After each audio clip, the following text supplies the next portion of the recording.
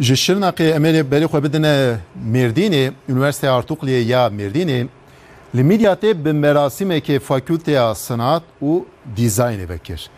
Belediya Midyatê ji bo ku fakülte vebe avahiyeke tarîxî tehsîs kir. Veka xusûsiyeta vê xeberî jî ev e. Ev fakülte piştî Ankarê cara duyem li Midyatê hate vekirin.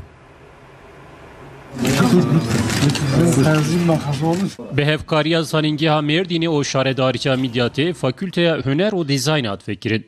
Şaredariya Midyatê ji bo fakülteyê avahiyeke dîrokî tehsîs kir, piştî protokolê bi merasîmeke fakülte hat vekirin. Vekirina Fakülteya Midyatê ya Tasarım Fakültesi çêbû rektörê zanîngeha Mêrdînê Profesör Doktor İbrahim Özyoşar teşrifi Midyatê kir. Neqebawî û Belediye Reîsî Kaymakam da açılış kirin vekirina fakülteyê çêbû.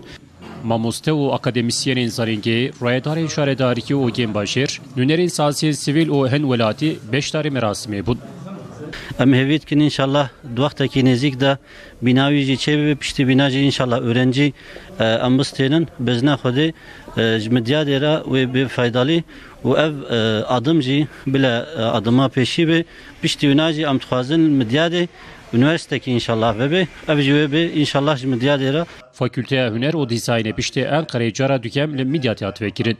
Tê plankirin ku di nav sala 2021 da înşata polên fakülteyê dest pê bike.